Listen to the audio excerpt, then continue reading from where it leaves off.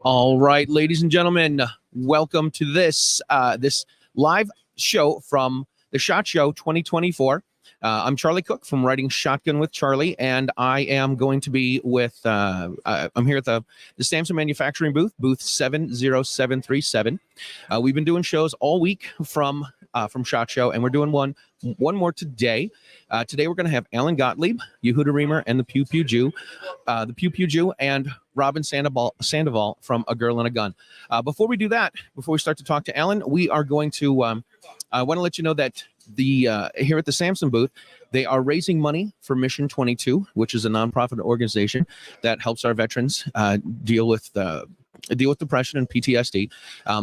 But they need a lot of people. Kirk was telling me that a lot of people do not know who they are. So we want to get the message out about Mission 22, and they're raising money for that. One of the things they're doing to raise money is behind me is a claw machine. And for $10, you get 2 opportunities to use the claw machine. There are things in there. You can win a Samson shirt or a Samson hat, but you could also win up to an $1,800 optic. And if you do the claw machine, you're going to get a little blue ticket, and the little blue ticket is going to be your entry into a raffle in this afternoon. And see the rifle that's above my head? That is going to be raffled off this afternoon at 2 p.m. Vegas time, and it is going to be signed by the band 3 Doors Down, so they're going to be here as well, and that's you do have to be here for that, obviously. So that's what we're doing. We got the claw machine behind us. We're raffling off the raffle. All of the money from the claw machine is going to go to Mission 22. So you should check out Mission 22, and you should obviously check out everything for Samson Manufacturing as well. So let's get to it. Here is this is an honor for me. It's always an honor to hang out with Alan Gottlieb. It really is. I owe a lot to Alan, and I'm sure he doesn't know this. I'm sure he does know this, but I have to acknowledge it. The reason that I've gotten this far is everything due to the Second Amendment Foundation. Thanks for the kind words. What did we do for you? You invited me into this little club of people, and I got to expand my Second Amendment family. And it's expanded to the point where I can send you a text message and say, "Hey, Alan, I'm doing a show. Would you like to be on?" And you said, "Yes, I'm going to be at SHOT Show. Yes, I will do your show." So this is an honor for me. I saw Mark Walters this morning. Mark was really the one. I interviewed Mark in Minneapolis, and he messaged me the day afterwards. The day after I filmed a Writing Shotgun with him, and he messaged me and he said, "Hey, that was really cool. That was really fun. I want to help out." And I'm like, I don't really know what that means. If I remember right, Mark is who put us together. And then we had you speak at the Gun Rights Policy Conference. Yes. So Mark's like, "I want to help you with this. I don't know what I can do." And at the time, I'm like, I don't really know what that means, but I'm going to accept any help I can get. He called me 2 days later and said, "Would you like to speak at the Gun Rights Policy Conference?" And I'm like, "Yes, I do." I remember that. And it was my first Gun Rights Policy Conference. I ended up going to do live radio with Mark and you and Alexander Rubian and Charles Heller. And I sat there, I'm like, somebody's got to pinch me because this just can't be true. and now look where you are today. I know. It's great. It's great. Thank you so much for being on. It's my pleasure. It's my pleasure. So you're the head of the Second Amendment Foundation, and you've been around for 50 years. Today's the 50th anniversary. This is the 50th anniversary year. It's absolutely amazing. You know, when we first started 50 years ago, one of the goals was to one day get a court case ratifying the Second Amendment individual right at the U.S. Supreme Court. And it was a pipe dream. Sure. And back then, 50 years ago, there was no real case law supporting Second Amendment rights. In fact, the only case law that existed wasn't a federal case, it was a state case in the state of Oregon on the Oregon State Constitution. And it didn't even involve a gun. It involved a knife. And the Supreme Court ruled that, you know, you had a right to keep your arms, the knife was arms, and overturned the law in Oregon. And that was all that existed. So we set out to try and build a foundation to, you know, be able to get a case one day to the Supreme Court. We started out with legal scholars conferences. The first one, which was a major one, was at Boston University, and we had about 25 attorneys and legal scholars, and we sat down and talked about, well, if you're going to file cases, you have to be able to cite things. Mhm. And there were no law review articles that really supported us or anything. Wow. So we started getting attorneys writing law review articles for law journals, things for popular culture magazines, historical publications, all kinds of research things. And then we had a big breakthrough. And another one we held a number of years later at the University of Arizona Law School in Tucson. And what happened was we had about 75 attorneys and scholars there, Mhm. and some of which we brought in weren't exactly necessarily pro-gun. Some more people on the other side, Oh, wow. because we wanted them to critique all the work that we did to find out where our weaknesses might be, Mhm. which helped a lot. And then one of the people that was there was a professor from the University of Florida Law School, was actually the dean of the law school, was an expert in 14th Amendment incorporation. Because if we didn't get the Supreme Court to rule that they had a Second Amendment right, so to speak, it wouldn't ever apply to the states anyway, because you're talking about a federal Mhm. issue. So Washington, D.C., of course, is a federal enclave. It's not a real state. Right. And so when the Heller decision, that's why Heller was picked to be filed in Washington, D.C. Mhm. It wasn't a state. And we knew we were going to win it. So the day we won it, the Second Amendment Foundation filed McDonald versus Chicago, Right. which knocked out the Chicago handgun ban, but then also incorporated the Second Amendment through the 14th Amendment, making it applicable to all 50 states. Oh, wow. That opened up the floodgate, and why we see all the litigation today by the Second Amendment Foundation, other gun rights groups, individuals. If it weren't for the McDonald v. Chicago, none of these suits could be possible. Unbelievable. One thing, the anti-gunners always lie to courts when things. And I remember when we had the McDonald case, they would say the Supreme Court, you can't rule in favor of the Second Amendment Foundation because it'll open the floodgates to all kinds of litigation. Right. Well, they weren't lying; it was true. That is fantastic. That is awesome. Yeah, so it's been around for 50 years. You guys had something happen this week, didn't you? We filed, I think it's our 59th lawsuit ongoing this week. In Pennsylvania, we have a district attorney who has a medical marijuana card. And he went to renew his CCW, and he had now a choice. He could either lie on the federal 4473, not the file form, but the concealed carry form, and say that he doesn't use marijuana, Right. Or he get denied the permit because he can't pass the NICS check. Right. And so we have him as a great plaintiff because he's on the board of directors of Pennsylvania Prosecutors Association. He's a known character, great guy, and he can't have a concealed carry permit. So we filed in federal court to knock that part of the federal gun control laws out. Excellent. The more I get involved with the gun community, and the more I embed myself with everything, and make all these friends and have all these connections and start to see things a little differently than I did when I was younger, the more that I'm like, you know what? If you want to use marijuana, if you need to use marijuana, who am I to tell you not to? Like, I don't want to stop you from doing whatever it is that you want to do, and I don't want you to stop me from doing what I want to do. Well, the thing is, in this case, it goes further than that. Because he's got its prescription, it's for medical use, Mhm. And how can the government say because you have a health condition and you need this medication, you can no longer have a Second Amendment right to bear arms? Exactly. And so we're going to win this case, and it's beautiful. We've been wanting to file one of these for a long time, but we were looking for like a perfect plaintiff, Right. and having a prosecuting attorney is a perfect plaintiff for us. Right, because it's not, like you said, he's somebody that people know. He's known throughout his community and whatnot. So that's a great we're getting very good press on it. Yeah. It's I can't say it's a man bites dog story, but it's just lined up so perfectly with a perfect plaintiff and Right. good jurisdiction. It'll be very interesting. That is awesome. That is great. What 59 cases. How do you juggle all of these? It's really, really difficult. I can't remember the names of plaintiffs in these cases. I can't remember where they're all at. If you're a national major law firm, they're not litigating 59 cases at one time. No. I mean, they may have a lot of things on their plate, negotiating, etc. Mhm. But being in court with managing court dates and depositions and all this stuff. Yeah. We're a nonprofit org, going outside, hiring individual attorneys that we've helped in many cases train to be Second Amendment activists and litigators. It's absolutely amazing. I never would have guessed we could have 59. We've had over 260 in total. and about Amazing. 80% of all the case law won for Second Amendment rights has been won by the Second Amendment Foundation and/or our attorneys. And I'm really proud of that. For the 50th anniversary year, it's a great track record. It's unbelievable. It is amazing track record. What else is happening with the SAF? Oh, the gun rights policy conference this year is going to be in San Diego. San Diego. You knew that. Well, of course. I get the emails. I read all these things. Yeah, we're going into a belly of the beast state, so to speak.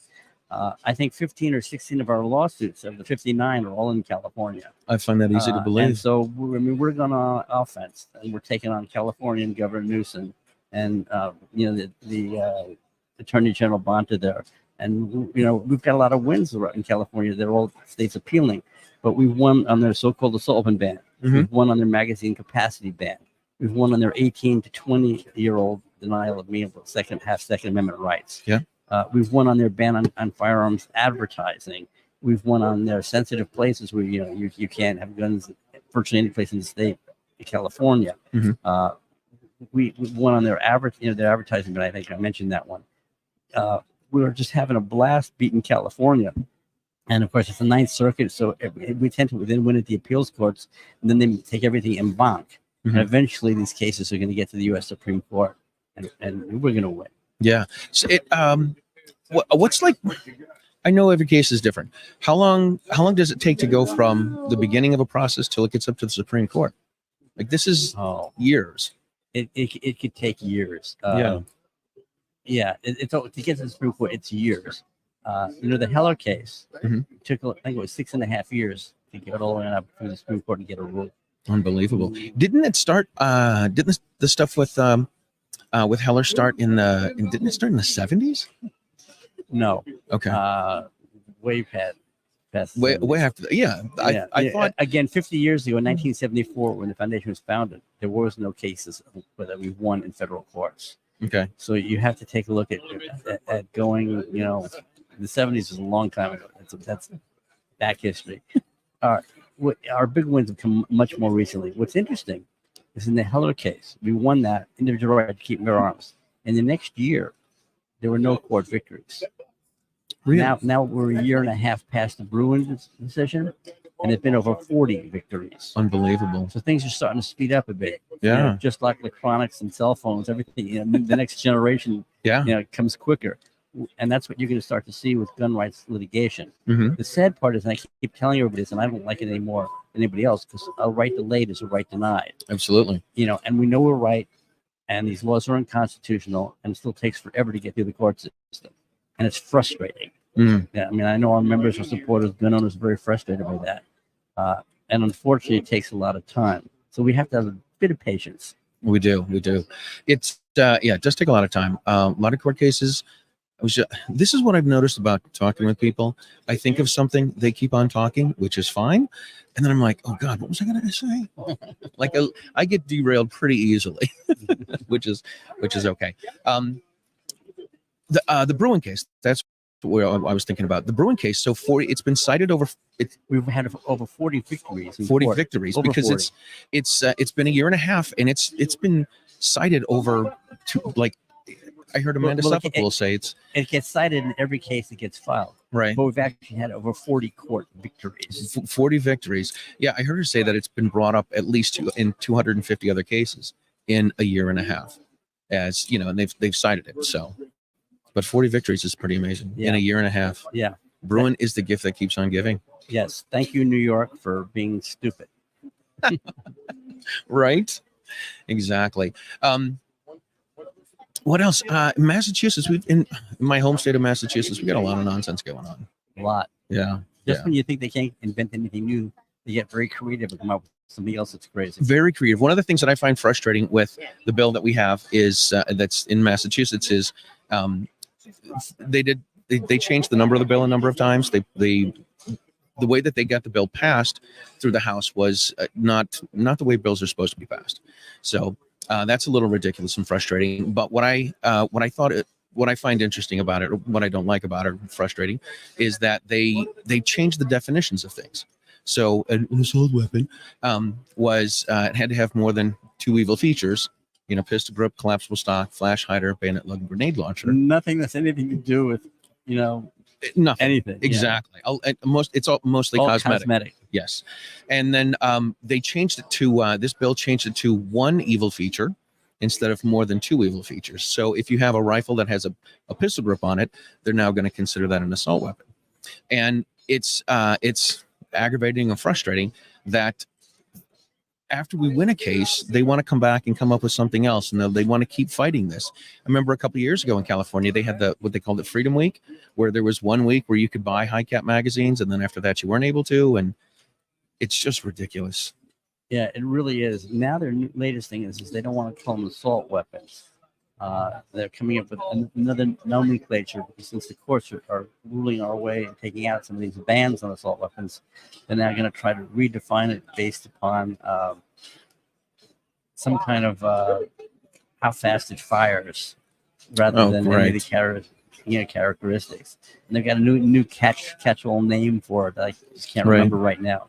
And so they're going to say, okay, you can ban assault weapons, but we can't ban assault weapons. We can ban these, except they're the same guns plus more. Right. It is completely ridiculous. In Massachusetts, we have two licenses. We used to have 3.5 licenses. We had a license for pepper spray. Then we had a license for non-large capacity rifles and shotguns that they call the firearm identification card.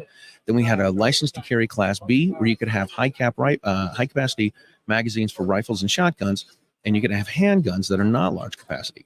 And then the Class A license was the large capacity handguns and non-large capacity rifles, shotguns, and handguns. They did change it to a license to carry for all large and non-large capacity rifles and shotguns and handguns, and then the firearms identification card is good for non-large cap rifles and shotguns. The thing in the Massachusetts laws is they consider a firearm a handgun. So the firearm identification card, you can't have a firearm with a firearm identification card. Massachusetts is another beast. Oh my gosh. Unfortunately for us, it's not the world's greatest federal circuit for lawsuits. Oh, sure. Because the Democrats, liberal Democrats, and anti-Democrats have stacked the court system there. And that's all the more reasons why the upcoming election is super important. Because it's who gets to nominate and ratify, the nominations for judges. Mm-hmm. And right now, the Biden administration putting anti-gun judges at a record pace. Yeah. This upcoming election is going to be very important to keep our Second Amendment Foundation's legal agenda going. Absolutely. All right, listen, we need to wrap things up. Thank you very much for the time. My pleasure. Obviously, you need to plug SAF, saf.org. Okay. Yes, saf.org. You can join, you can donate. And what's really great is all the information, news releases, and the legal section for court actions is just very fascinating to go to. So go to saf.org. All right, and we are going to be back in a few minutes with Yehuda Reamer, the Pew Pew Jew. I'm going to put up a little commercial. This is a really cool software we got going on. We will be right back.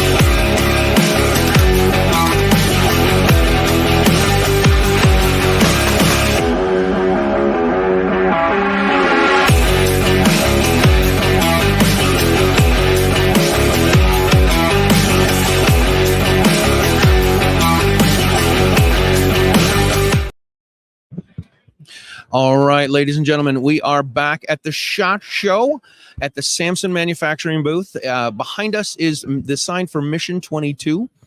Mission 22 is a nonprofit organization that helps our veterans because we know we lose 22 veterans a day to suicide. Behind me, one of the things they're doing is Samson Manufacturing has a claw machine. The claw. I couldn't do that with Alan. Just didn't seem right. There's a claw machine behind me, and for $10, you can get 2 opportunities to win anything from a Samson hat and a Samson shirt up to an $1,800 optic. Oh my gosh. I know. And you also get a little blue ticket. Visit the claw. You are going to have to visit the claw. We're going to be watching when you do it when I have Yehuda on. But also what you're going to be able to do is you're going to get a little blue ticket, and the little blue ticket is going to put you in for a raffle for the rifle that is above my head. And you have to look over here to look over my head. It's back in the corner. Anyway, so that rifle is going to be raffled off today at 2:00. And guess who's going to be here when they do that? Who? The band 3 Doors Down. Oh my God. Like, really? They're going to be here to They are going to sign the rifle when they raffle it off. How fun is that? That is. And the bad news for me is it's not Massachusetts compliant. So they told me even if I win it, I can't have it. So this is what I get for living in occupied territory. So anyway, also, if you're at SHOT Show, they have little green men. And the little green men say Samson Manufacturing, booth 70737. And you can collect these and you can bring these over here. And if you take a picture with them, you need to tag Samson Mfg on Instagram. You need to tag, what was the other one? Ruger Official and CMC Triggers, because they are putting a rifle together. I think it's a 1022 takedown. So please make sure if you're at SHOT Show, come by, pick these up, come by the Samson booth. And yeah, let's get into it. Ladies and gentlemen, here's who I have with me today. Robin Sandoval from A Girl and a Gun. Thank you so much for doing this. Yeah. It's always a pleasure to see you. This is the only chance I get to see you here. I know. If we didn't have this scheduled, I don't know that I would get to see you. I know, right? So great. I love this. We get to do this. Oh, here comes Yehuda. He's out. He's out. No. Let's talk about A Girl and a Gun. Yeah, there's lots to talk about. There's lots. You trained, what, 40,000 women last year? Yeah, 40,000. You're a busy woman. Yeah. Yeah. It's pretty awesome to see how much we've grown. 30% year over year. Yeah. So much growth. And we're doing a lot of things internally. I just hired a new COO. I hired a new executive assistant. So we're expanding our leadership team just so that I can delegate and meet all of our goals and strategies. And it's really fun and exciting to see. That is awesome. That is awesome. Yeah. You have chapters everywhere? Yeah, we have chapters throughout the country. Our program is at more than 300 ranges nationwide. We have a cadre of instructors that teach women. And what makes A Girl and a Gun different is that, many programs get pigeonholed into that new shooter space because we constantly have more women coming into the community. That's what we want. We want to bring more women into shooting. Yep. So a lot of times as those new shooters come in, it kind of stays in that new shooter space and you might lose advanced shooters or people may not progress. And what makes our program a little unique is that we really focus a lot on instructor development so that our instructors can stay a step ahead and make sure that we cater to our members, not only those new students coming in, but advanced students. We have members all the way up to pro level because everybody stays engaged in our program and the way it's structured. So it makes it kind of unique and fun. Totally. I'm sure it's a lot of fun. I'm sure it's fun because I see all the pictures of all these gals doing great things. And I'm like, oh, I'd like to go to the conference and shoot out of a helicopter. Yeah, it's pretty awesome. Our conference this year has 700 students. It sold out in just a few hours. Oh my gosh. We have 500 on the waiting list. Wow. Yeah, it's pretty incredible. We're going to have 62 training areas. So 62 simultaneous training classes going on at this facility. And we're doing everything you can think of. Pistols, rifles, shotguns, shooting from the ground, shooting from the helicopter, long range, concealed carry, defensive, sporting, everything you think of. Ground fighting, knife fighting, lasers, tasers, everything. All of it. I've heard, I don't know if you teach this at A Girl and a Gun, but I heard you can choke someone out with a scarf. Is this true? Is this true? It's a thing. Yeah, it's a thing. Flexible weapons course. We have that.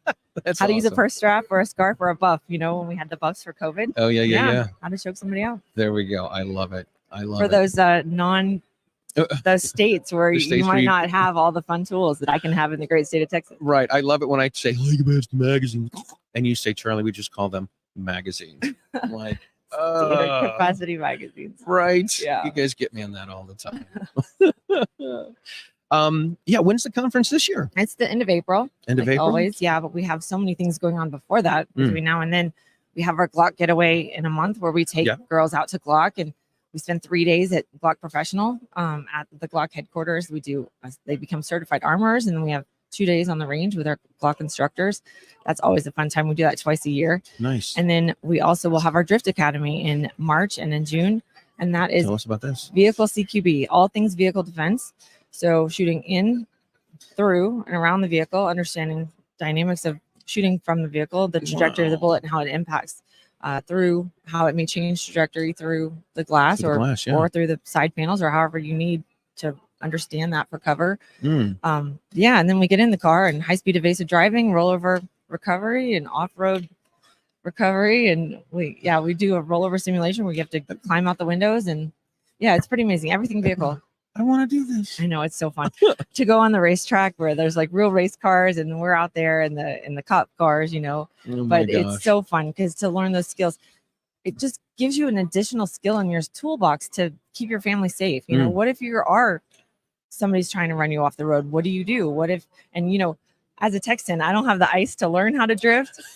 So those of us in the South, we were learning how to drift on the skid pad, but the girls in the North were like, this is just another day. It's a day in the winter. Yeah, they were like, this is just a trip to the grocery store. But for me, that was kind of fun too, to be on the skid pad where they have all the cars. You really are just spinning around and trying to get control of it. It's awesome. A ton of fun. Yeah. Oh my gosh. I would love to have skills like that and interview someone and pull a couple of these skills out. That'll be kind of fun when I'm in the doing shows with people. Right. It's kind of cool to learn how to do a pit maneuver. Right. It really is. I was interviewing someone in Pennsylvania a few years ago, and I need to make a U-turn so we can head back to where we were going. And he's like, nobody's on the road, man. Why don't you just like whip it around? I'm like, I don't know how to do that in my car. He's like, dude, you got a Dodge Charger. It'll be fine. Do it. I'm like, oh. Yeah, it's pretty fun. We were learning all that stuff. And it's just another fun event. It came to it's something I wanted to do for like 4 years. And so we finally put it into place last year. I'd been trying to find a track that would let us come. Yeah. Everybody would say, yeah, sure. What agency are you with? And I would say, we're not an agency. We're not law enforcement. We're just regular moms in minivans. Can we come race really fast and shoot guns out of your cars? And they were like, no, we don't have insurance for that. So I found a great training team in Virginia, and they were like, come on. And they put together a program for us, and it's incredible fun. Very cool. Yeah. Very cool. So it's just one. How long is this? It's 3 days. 3 days. So we have a day on the range, a day of non-lethal, understanding travel safety, anything around your vehicle that you can think of, because we spend so much time in our cars, you especially riding shotgun. You're always I drive a lot. Yeah. So you're always in your vehicle. Always. But just in general, vehicles, those transitional spaces, gas stations, gas pumps, parking garages, parking lots, that's where we see a lot of crime. That's where you're really vulnerable, and people can sneak up on you, and you have to be able to maneuver out of there. So we spend a lot of time talking about how to approach the vehicle, how to use the vehicle for cover, how to, when to bail out, when to stay in. Yeah. Oh my gosh. All of those things. I think the thing that, we learn a lot of things that aren't true about guns in movies. So using a door, for cover, it's, not a good call. I know. I was watching Reacher the other day, which, love Reacher, but this little girl was in the back of a car and it's just getting lit up. And she's like, and they're like, get to her to get her out of the car. I'm like, yeah, that wouldn't it's not going to work. That wouldn't be a good, that's not a good plan. I try to keep up with, I don't try to keep up with watching TV shows, but I heard everyone talking about Reacher. And so I figured what I would do it's like a gun girl romance novel. I mean, it's like this. I couldn't get to the part where there was any romance. Like I watched. No, there's not romance. I'm just saying it's like eye candy. And then like, he's the kind of guy where he's like big and buff and like does amazing tactical things, and then turns around and pets a puppy. Like he's not a completely fictional man, but right. But if he were real, yeah. Oh my gosh. I tried watching. I think it was the first season, and I couldn't. I watched like 3 or 4 episodes, and I'm like, yeah. So the attorney that was from Boston, he's like, he wanted to keep Reacher in jail, but he needed his help as well. And I'm like, I would be like, It's listen, so you're not getting my fiction, help. It's but we have ridiculous. Girl and Gun watch parties. It's so fun. I thought about doing this in 2020 when everything was locked down and the world ended.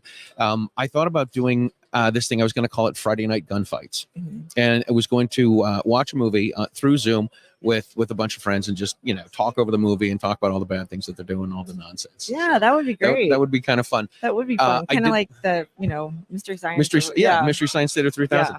Yeah. I thought that'd be kind of cool to do, but I did one, right? We put on a DVD of John Wick 1, and we all talked over it, and there were a bunch of us. And then I put it on YouTube, and YouTube's like, yeah, this is all copyright material. You can't put this out. Oh my God. Man. Yeah. Red tape everywhere. I know, it's a bunch of baloney. I know, This is right? ridiculous. So one of the things I admire about you is you do a lot of training on your own. Yeah. Like you're not when you have a Girl and a Gun, you're taking those classes, but you're taking other classes as well. Yeah, I don't train so much with my girls just because I'm usually running the event. Somebody's got to, put up targets and order lunches and those kinds of things. Right. But it is important for me as an instructor to really set the bar high for our leadership team. I have a cadre of instructors. We have 300 instructors out there that are looking to me to set the pace on what I expect. Yeah. I want our trainers to constantly be training. I want them to excel at a high level. We always say that you have to walk the walk and talk the talk. So how can you shoot? Can you shoot well? And can you communicate well? Or how are you in being an educator? And so both of those skills are something that we work on a lot. I focus on. I have a monthly leadership call with all of my team on the second week of the month, and we go over recognition and what people are doing, goals of the league, big wins we've had, and then we deep dive into some leadership development and some instructor development every month. So I'm really trying to keep those girls trained and to set the bar. So yeah, I go out and take as much training as I can. You, I think you did this, I don't know if it was December or January, but you listed all of the things that you've done in the previous year, and I had to keep scrolling and scrolling and scrolling, and I see a list of all the people you're training with, and it's everybody. Well, everybody. I actually felt like this year's list was kind of short. Oh, gee. Because I just haven't had time. As the league grows, it's kind of hard to carve out time. Right. for You my still own have to do personal all the training. administrative stuff. Yeah. And, do all that. Yeah, and I travel so much hosting amazing and Girl and Gun events that I don't often get to go and do other training. But I'm lucky that I get to train with a lot of people, and I think that's another thing that makes it Girl and Gun so unique is that we do have those partnerships, and I have just good connections with colleagues in the industry. Yeah. Where other organizations tend to be really siloed. Law enforcement stays in law enforcement, and there's everybody has like their kind of lineage or their legacy of training. And one thing among my cadre is I really focus on getting out of those bubbles. So I'm certified by Range Master, and I've been to SIG Academy and Gunsight and USCCA and NRA and all of them. So I really have a good perspective. I've done law enforcement tactics and all that kind of stuff too. So seeing the across the board gives you a deeper context of things and understanding the history of how things came to evolve, and it just helps you be a richer instructor, I feel. And having all of that additional training. We've taken classes together. We have, and you outshoot me every single time. I don't know about that. Probably He because does, believe me. Probably because he was making me giggle the whole time. I can't sit next to him in class. It gets me in trouble. It's everyone that sits near me ends up being some sort of a problem in class. I don't know what it is. I still can't say that that one scenario.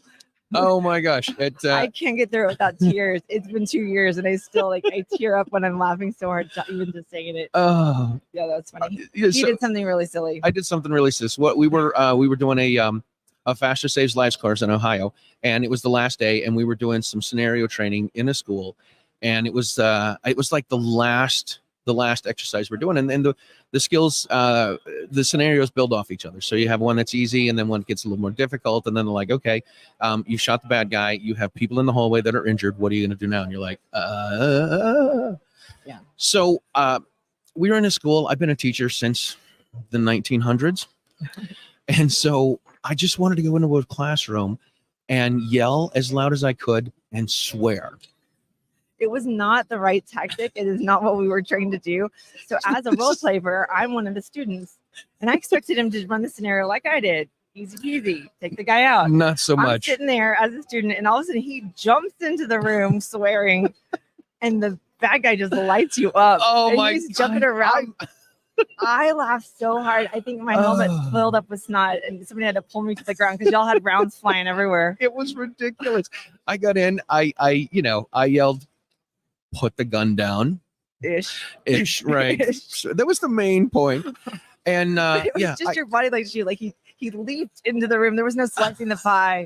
There was no tactic. nothing. He just Nothing. Full on screaming and shouting, just like you see in the old movies, right? lit up. Dude, it hit me 4 times. I got hit He 4 had times. blood coming. Oh, my God. bad. I got It's hit. I hilarious. got hit on the stomach. I got hit on the arm. I'm bleeding everywhere. I'm like, this probably isn't what I should do. So, I Oh my like to tell gosh. people if But now you know what not to do. what if I that situation what I happens. say is this: Yeah. I'm doing a good job being a bad example. No, you're doing a good job learning those skills and training. Let's go with that. Making that, doing those, having your moment swearing at a bad guy. That should be in training, not in a It real really moment. Yeah. right. Check it off the list. Yeah, What did you do? I went into a school screaming and shouting and swearing because this is what I've wanted to do for Bucket 30 list. years. Now I can actually be a good responder. That's been checked off. Exactly. That was so much fun. Yeah. What kind of things you doing this year? I don't know what I'm doing. I really want to get to Thunder Ranch. That's been a bucket list for me for a Oh my long gosh. time, and I want to get out there. I'm hoping to do that this year. That'll be one of my goals.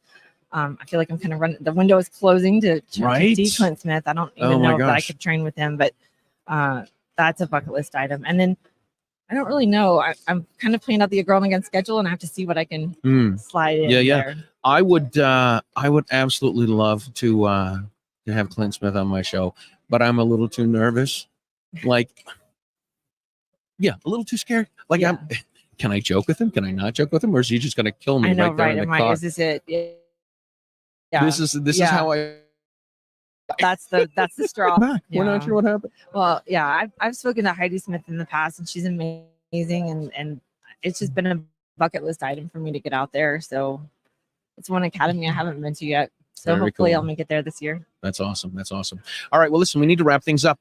How can people find everything A Girl and a Gun? Every time I go to try to tag A Girl and a Gun, like 14 different things come up. And I'm like, I don't know which one's the one I need to tag. Yeah. So on Facebook, it's at A Girl and a Gun Club.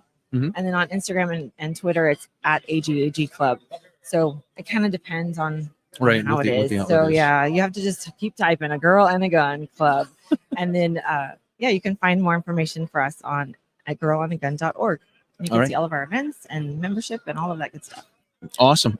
Thank you very much. Always a pleasure to see you. I'm so glad we get to catch up here at SHOT Show, and I'm even happier that we get to have you on here and do the show. And I'm glad I got to see you. This is great. Me too. This is awesome. All right, listen, we're going to be right back with Yehuda Reamer, the Pew Pew Jew. We got a quick little video promotion here for Mission 22. We'll be right back. 1, 2, 3. I love it, Molly. They say it's a matter of time, 1,000 days and the sun won't shine before I come back to you. For your love I will go far, I wanna be wherever you are. I know I'm coming back for you.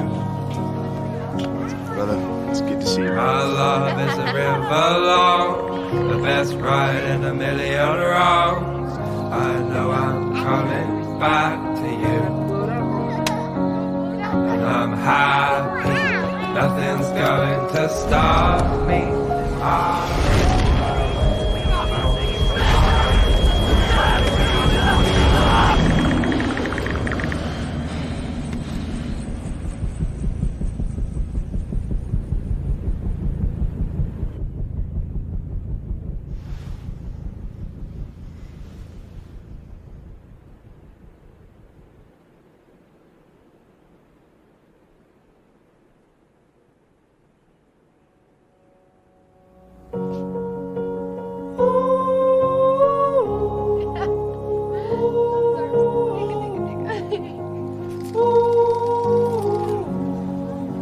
And I'm happy, nothing's going to stop me. I'm making my way home. I'm making my way.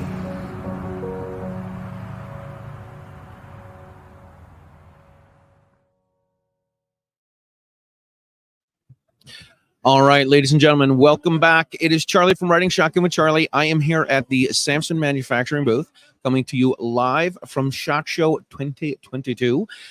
Here at the Samson Manufacturing booth, they are doing a fundraiser for Mission 22, which is a nonprofit organization to help our veterans, because we know that there are 22 veterans that commit suicide every day. And what they're doing to raise money for that is they have a claw machine. The claw machine is behind me in the background there. The claw machine is what it is for $10. You get 2 opportunities to win something from the claw machine. You can win anything from a Samson hat or a Samson shirt up to an $1,800 optic. So there's a wide variety of things that you get in there. You also get a little blue ticket, and the rifle that you can see over my head is being rifled. The rifle's being raffled. The rifle, yeah, that's right. The rifle is being raffled off today at 2:00 here at the Samson Manufacturing booth. The rifle is going to be signed by the band 3 Doors Down, so they are going to be here this afternoon. So if you're here at SHOT Show, please make sure you do that. You can also, if you're at SHOT Show, you can find these little green army guys that have Samson Manufacturing booth 70737, and you can take selfies with those and take pictures of those and put them on your social media. Tag Samson Mfg on Instagram. Tag Ruger Official. You can also tag CMC Triggers. The 3 of them are getting together to put. I think they have a Ruger 1022 that they're finally getting together to make, which is really cool. So that is all the biz we need to take care of. Our next guest is none other than Yehuda Reamer, the Pew Pew Jew. How are you? I am living the dream. How are you, sir? Good. Thank you for being on, dude. Can I call you out quickly? Oh, here we go. Here we go. You started off saying welcome to SHOT Show 2022. Oh my god. So I don't want people to think this is a This is 2-year-old. 2024, right? I don't want people to think it's a 2-year-old interview. I need someone to write my copy for me. So yeah, all right, SHOT Show 2024. Sorry. Ugh, bad call. What's up? What is happening with you? You're busy as what do you call it? A Mad Hatter, a one-armed paper hanger, one of these sorts of things. Motherfucker. I mean, I don't know. Can I say that right now? No, it's too late. Too late. No, I've been, thank God, incredibly busy. Just That's awesome. been. People keep asking me, "Oh, what's your favorite thing you've seen at SHOT Show?" I'm like, I haven't seen anything. I have not had a chance. Yeah, I did a show last night with someone, and they're like, "So what have you seen?" I'm like, "I've seen me go from Caesars to the Venetian to Caesars to the Venetian." Yeah, that's That's pretty what I've much it. seen. That's Yeah. it. I have not had a chance to see any of the, everyone's talking about the Daniel Defense H9. Yes, I heard about that this morning. Not even able to go to that booth yet. So it's been pretty wild. Just busy. That's cool, man. One of the things that's been keeping you busy is Spot Gilly. Tell us about Spot Gilly. Yeah, so Spot Gilly is book number 9 for me. It is a Where's Waldo for gun owners. So it's just a good, fun book that you can, cuddle up with your kids or on your way home on the airplane, just you need something to do. Right. You just find Spot the sniper and 10 other characters inside the book. That's awesome. Tell us about some of the other characters that are in the book. Okay, so I got to open it because I don't have a memory. Yeah. I'm going to be 40 soon, okay? I remember when I was 40. You still have a better head of hair than I do. So, yeah, you have the Vet Bro. Excuse me. Vet Bro, you got a FUD that's wearing a shirt that says, I support the Second Amendment, but. The Second Amendment butters. Yeah. You got an angry RSO, an ATF agent. Nice. A gun bunny. Yep. And then a couple of my friends let me use their appearances. So you got Maj Touré. Nice. You got Brandon Herrera. Nice. You got Ava Flanell and Peaches. Awesome. You can search for a tactical rabbi. And then Bullet the Bulldog. That is so cool, man. That is so cool. And then all of the scenarios for each of the pictures is something completely different from being on the being in the Wild West to. Yeah, but I know a lot of the other Waldos have a Wild West style, but mine is like all hell breaking loose, guns blazing. There's Right. a couple Easter eggs thrown throughout the book. So, you got a zombie apocalypse. Nice. the American Revolution. Oh yeah, So, yeah. yeah. So it's there's a Mad Max type setting. So there's definitely a lot of fun, different scenarios that you get to search through. Yeah, that's cool. That is cool. So one of the things that people should know you for is, first of all, you need to check out all his branding. He doesn't walk out of his house without anything that's got at least like 3 or 4 different logos on it.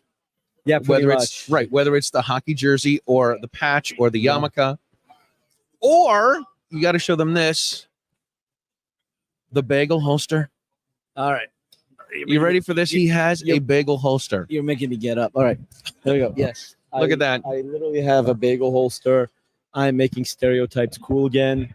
And yeah, I walk around SHOT Show with a bagel holster, and you know, it's amazing because so many people look at me and they start laughing, and then they see that I'm looking at them, and they're like, they stop laughing. I'm like, dude, it's okay to laugh.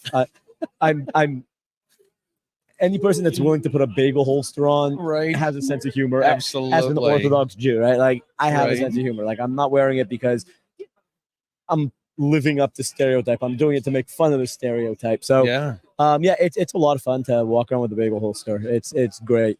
that's cool. Yeah, you like pushing the limit. You like making fun of things, man. This is Look, you've got quite a sense of humor.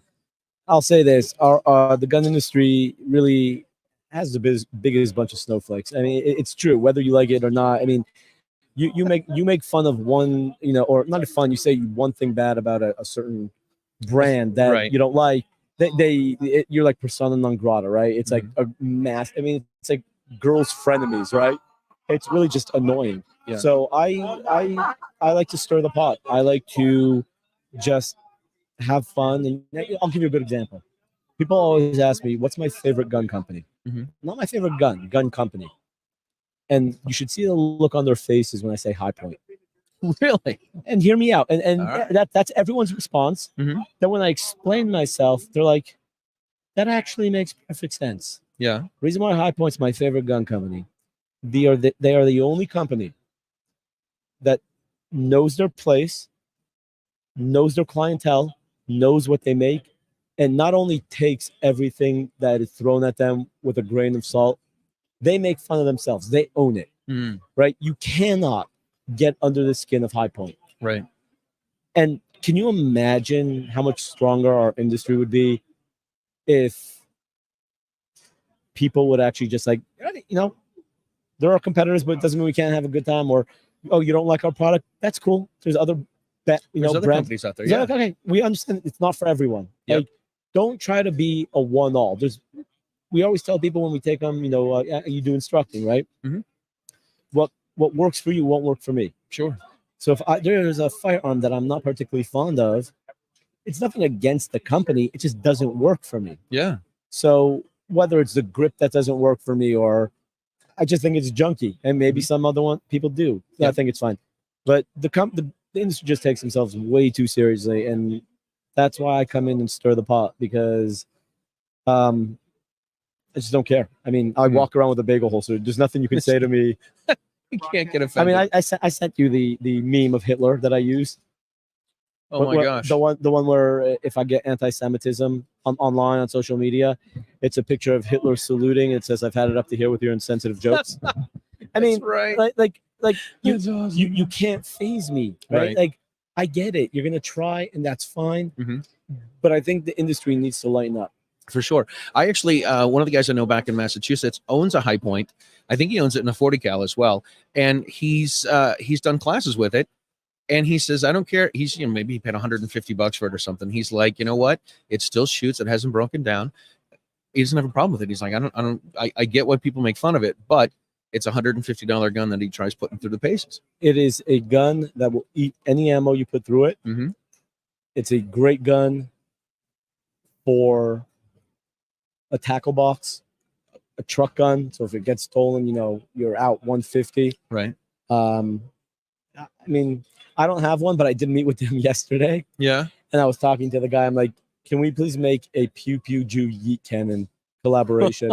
And the guy's like, that actually might happen now. That's So, incredible. I'm not holding my breath. However, stay tuned because I'm gonna work on making a pew pew Jew yeet cannon because that would just be freaking legendary. That would be awesome. Well, the lesson that we learned from you at the Alternative Multimedia Conference a few years ago is you have to just ask. Just ask. Did you ask?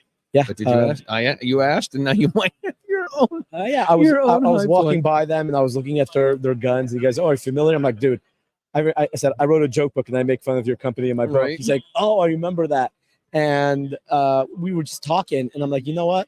I've wanted a yeet cannon for so long." I said, "Let's do a pew pew Jew yeet cannon." And he Right. goes, "Don't mess with me, like don't joke around about this, like are we Don't serious?" give me a good idea. Yeah, don't give exactly. So again, I don't know if it's going to happen, but Yeah. I'll definitely reach out to them and see if we can get a custom yeet cannon. Very cool, man. Yeah. That's cool. So 9 books. The book that you put up before this one was Bullet Points, right? Bullet points. Bullet Points. Yeah. Now, one of the things that Yehuda and I have known each other for a long time, and we've been doing presentations at the Alternative Multimedia Conference, which is for all the social media folks, the day before the Gun Rights Policy Conference. And last year when we were in Dallas, we had you do a reading. Oh God. We had you do a reading of your book Bullet Points. So Yeah, it was. so they introduced us. I went down and I said, "Ladies and gentlemen, we're now going to have a dramatic reading of Bullet Points by Yehuda Reamer." Oh God. And you came down. You had your little ascot, I had my ascot. I had Like a a tweed whiskey jacket, a tweed right? jacket, whiskey, and a cigar. whiskey and a cigar. Yeah, no pipe. Pipe. It was a pipe. Yeah, it was a pipe. You had It a, was a you pipe. know, you had a shot, not a shot glass. You had a tumbler, and then your flask was also a gun, wasn't it? Yeah, it was a gun flask. That's awesome.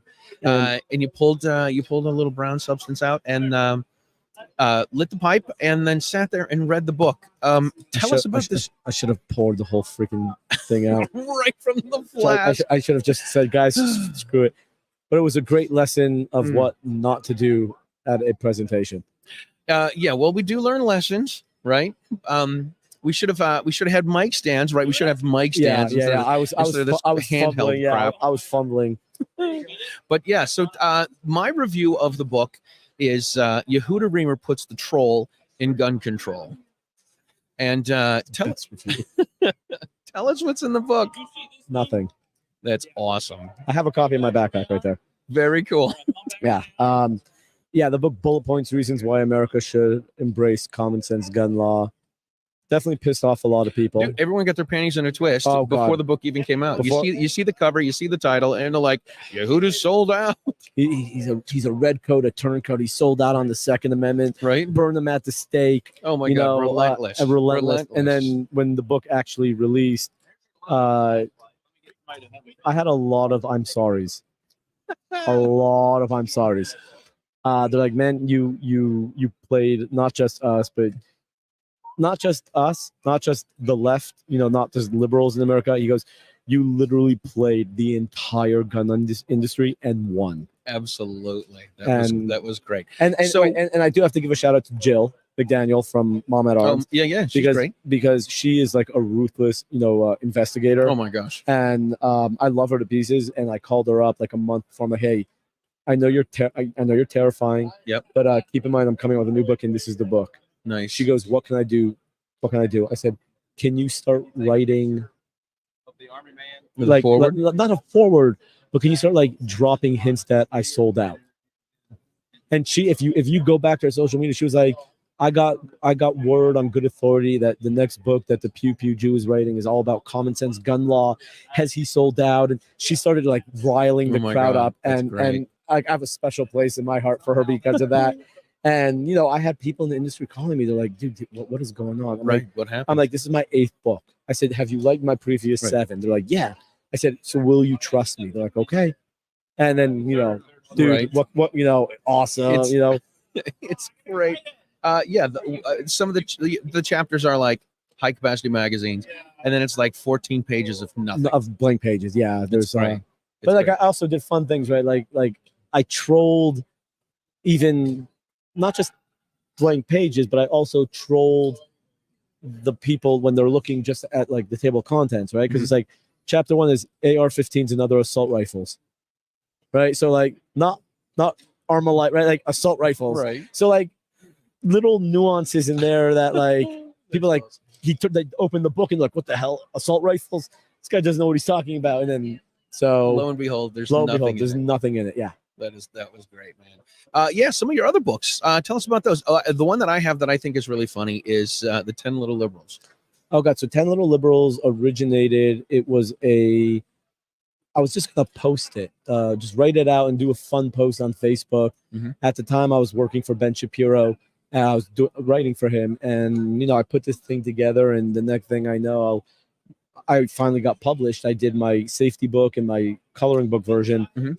and then I was like, holy cow, I'm a published author.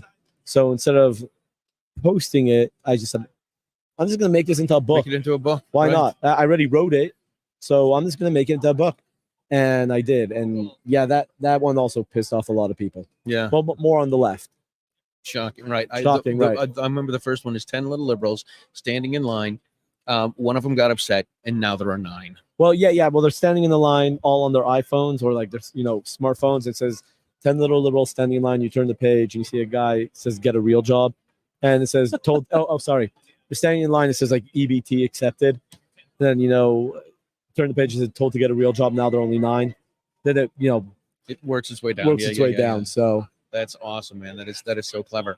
Yeah, you're one of these guys that doesn't mind poking the bear and making fun of everybody and putting some jokes out and pushing the limit. someone's winning something right now. I don't know if anyone in the audience can hear it, but it's not the rifle because that's going to be at 2:00 Right. today. You've had a couple of big media appearances recently. yeah, I have. Fox News. I was on with Sebastian Gorka. I've been on with Alan West. Ellen West took the brother up too. Yes, Alan West and the people at Watchtower Firearms gave me this absolutely amazing gift of one of their rifles, but it was Cerakoted, battle-worn the Israeli flag, and That's amazing. I'm so honored and just humbled that they would think of me to give me that gift, and I'll definitely give Watchtower a shout out. They really are very supportive. I mean, I'm starting to work with them a little, Cool. so very supportive of me, what I do, Mhm. And it's pretty cool. So That's very humbling, but pretty cool. That is awesome. That is awesome. Weren't you on with Dana recently? No, I'm still waiting 7 years. I'm friends with Dana, and she's never had me on. So Aren't you? You're introducing her someplace though. oh yes, so Dana Lash has been kind of my inspiration. My I want to be Dana. Everyone wants to be Amanda Sefcool, right? I want to be Dana, and she's just been such an inspiration and a friend of mine over the years. And she's going to be speaking at the Dallas Jewish Conservatives event in Dallas, and they actually asked me to introduce her. So for me That's awesome. to introduce, my hero, my inspiration. Yeah. I mean, it's been a crazy year, right? It's just, I know we're only 24 days in, 25 days, 25 days into January, but this has been one hell of a year so far. That's awesome. Yeah. That's awesome. All right, listen, we need to wrap things up. I hope the rest of the year keeps going this way for you. Thank you. Because you're the man. Thank And you. no one deserves it more than you, man. You're busting your tail out there, doing the books, doing the social media. You were telling me that you dropped your social media and then you just stopped posting certain hashtags. It's fluctuating. I've been stuck now at like 47,600 something for close to 2 months. Yeah. And it sucks, but I'm not going to let social media dictate Yeah. my path forward on how or my reach. I mean, obviously it helps, but I'm just going to keep on doing what I'm doing until I can't do it anymore. That is absolutely the way to do it. Yeah. Absolutely. How can people find you and all of the swag and stuff? And If you want to follow me, just at the Pew Pew Jew across social media. And if you want to check out my swag or get signed copies of my books, thepewpewjew.com. All right, very cool. Thank you so much for being on. Thank you, Charlie. Hang tight for a second. We're going to close things out. So if you are here at SHOT Show, please come down to the Samson booth, 70737. They have the The claw machine, all of the money raised from the claw machine is going to go to Mission 22. And you'll also get a little blue ticket to win the rifle that you can see over my head. The rifle is going to be raffled off today. You have to be present to win, but it's going to be raffled off today, and it's going to be signed by the band 3 Doors Down. So 3 Doors Down is going to be here in a bit. And we thank you guys for tuning in. Thank you for watching. Please check out everything at Samson Manufacturing. Thank you guys for watching. Yeah, didn't I say that? I'm gonna say it twice. Say it twice. It's what 2024. 24. Yeah. Right. So so this is Charlie signing off from the SHOT Show 2024. And thank you guys for watching. Thank you very much. We'll see you soon. Thank you.